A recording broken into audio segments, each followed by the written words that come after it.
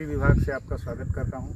आज मैं अपने कृषक के यहाँ हूं जो अपने फार्म पे लौकी और साथ में तोरिया जिसकी खेती किए हैं, साथ मिक्स क्रॉपिंग है इनकी।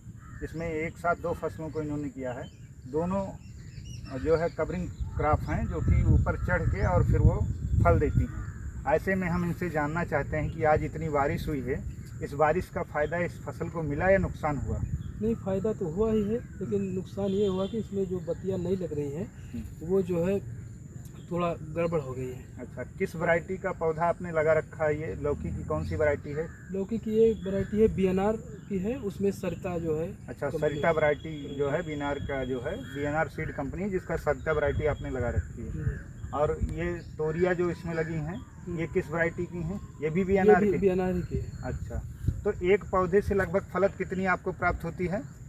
लगभग एक पौधे से लौकी में 100 से 120 के अप्रॉक्स मिलती है, अगर अच्छा प्रोडक्शन। और इसमें सबसे ज़्यादा रख रखाव की क्या ज़रूरत होती है? मान लीजिए सबसे ज़्यादा जो इसमें मतलब दिमाग लगाने वाली चीज़ है वो कहाँ पे लगाना होगा? जैसे जर्मिनेशन के समय या पोषक तत्वों को देते समय सबसे ज़्यादा कहाँ हमें ध्यान देनी? सबसे समय बुआई के ही समय से, मतलब इसमें जो है मिट्टी बनाई जाती है, एक गड्ढा खोदा जाता है थाले के पास। अच्छा। उसमें गोबर का खाद और ये कीटनाशक जो छोटे छोटे जो इनको मारने वाली दवा, ये सब मिला के तैयार किया जाता है। उसके बाद इसमें बुआई की जाती है। अच्छा, उसके बाद फिर धीरे धीरे कुल मिला के आप एक इंसेक्टिसाइड का जो है छिड़काव करते हैं जिससे कि शांत हो। तो कुल मिला के आप ये कह रहे हैं कि हम पहले गड्ढे का खुदाई करते हैं, उसमें आप जैविक खाद डालते हैं।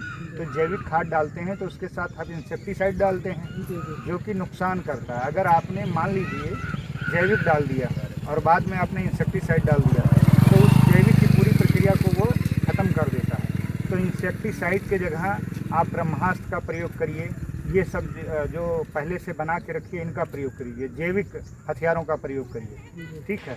तो इससे आपका जैविक प्रोडक्शन अच्छा रहेगा। दूसरा, आप ये बताएं कि जैसे इसमें फ्लावरिंग होती है उस दौरान क्या रख रखाव ज़रूरत होती है? जैसे इसमें कीड़े कई प्रकार के आते हैं, जैसे एक उड़ने वाले से हाड़ी कहते हैं। हाँ। और भुनगा वगैरह ये सब, या गदहला कीड़ी छोटी छोटी कीड़ियाँ मिलती हैं। इन्हीं से बचाना रहता है, बत्तियाँ जो नहीं लगती है। बस बाकी। अच्छा, तो उसके लिए आप दवा का छिड़काव करते हैं। तो हमारे सुझाव से आप जैविक की तरफ जाएं, ब्रह्मास्त्र का प्रयोग करें जिस पे अच्छा काम करेगा। जीवामृत, घनामृत इनका उपयोग करें। अगली चीज़, अगर इनके अपने किसानों को आप क्या संदेश देना चाहेंगे कि अगर वो सब्जी की खेती करते हैं अपेक्षाकृत धान और गेहूं की खेती, तो उसमें फ़ायदेमंद कौन सी खेती है? नहीं, फ़ायदेमंद तो यही होगा सब्जी की खेती करना उससे। अच्छा। उसमें मान लीजिए एक बीघे में आप 3 से 4 हज़ार का मान लीजिए धान पैदा कर लेंगे, 5 हज़ार का। और इसमें आपको अगर एक बीघे में बढ़िया उत्पादन हो गया और बाज़ार भी ठीक मिल गई तो आपको 25 से 30 हज़ार रुपये, 40 हज़ार रुपये तक इनकम हो सकती है। अच्छा, कुल मिला के ये जो आपकी सब्जी का प्रोडक्शन है ये विपणन व्यवस्था पे निर्भर होता है कि यदि मार्केट अच्छी हुई तो आपको जो है लाभ मिलेगा। जी। तो साथ में ये बताएं कि मान लीजिए आपके नियरेस्ट मंडी कौन सी है? नियरेस्ट मंडी है तो हम लोग अयोध्या फैजाबाद में बेचते हैं। एक छोटी मार्केट है यहाँ पे, मकसूमगंज, जुबेरगंज, भैंस बाजार। अच्छा, एक आपकी मकसूमगंज और एक नवीन मंडी फैजाबाद। तो इन मंडियों में जो आप प्रोडक्ट ले जाते हैं आसानी से बिक जाते हैं और एक अच्छा प्रॉफिट आपको मिलता है।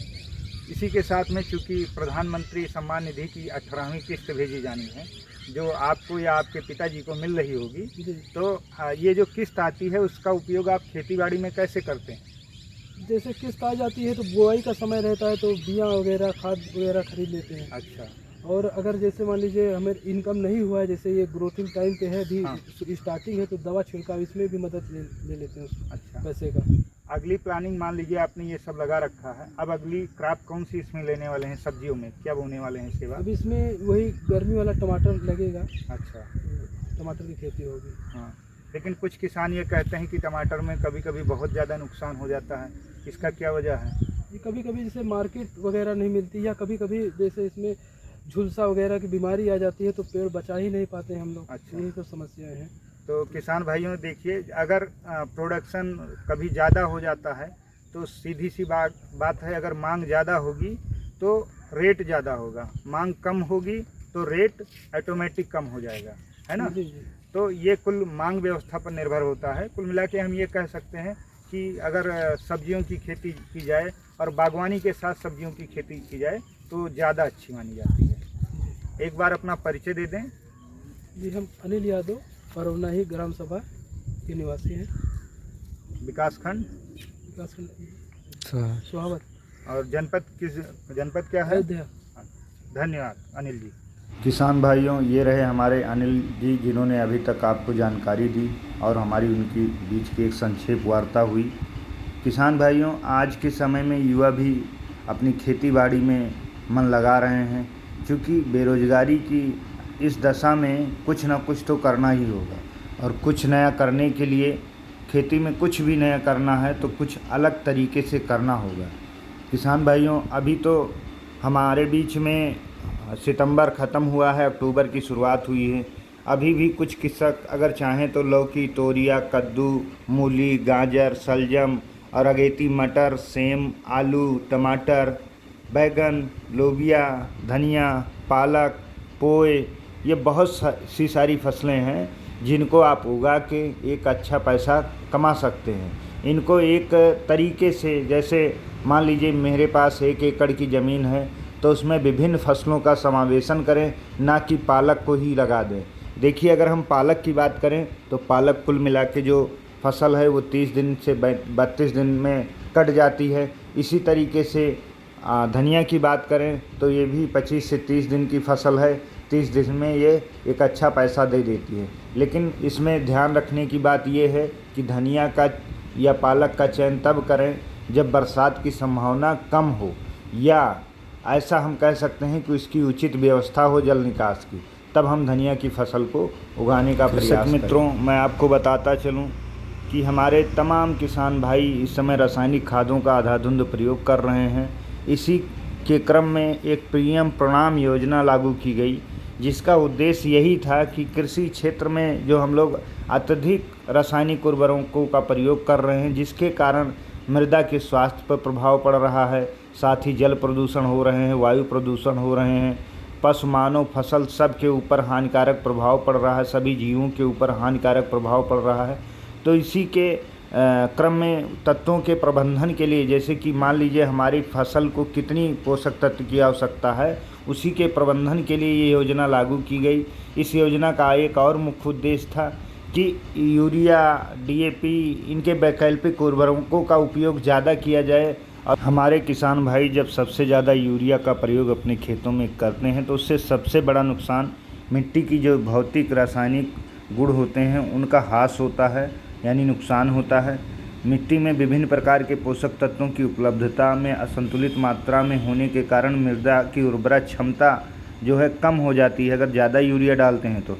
अत्यधिक नाइट्रोजन के कारण पौधों में वनस्पतिक वृद्धि अधिक होती है, जिस कारण पौधा अत्यधिक मुलायम और नरम हो जाता है, जिससे कि कीट और रोगों का संक्रमण की संभावना बहुत ज़्यादा हो जाती है। इसका ज़्यादा उपयोग करने से नाइट्रस ऑक्साइड गैस निकलती है, जिसके कारण वायु, जल एवं मृदा प्रदूषण की समस्या में वृद्धि होती है।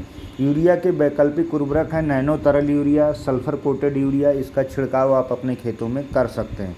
किसान भाइयों, आज की भागदौड़ की ज़िंदगी में खुद को परेशान ना करें, लेकिन हो सके तो जितनी मेहनत कर सकें अपने क्षेत्र में टेक्निकल मेहनत करें, जिससे आप लाभ प्राप्त कर सकें।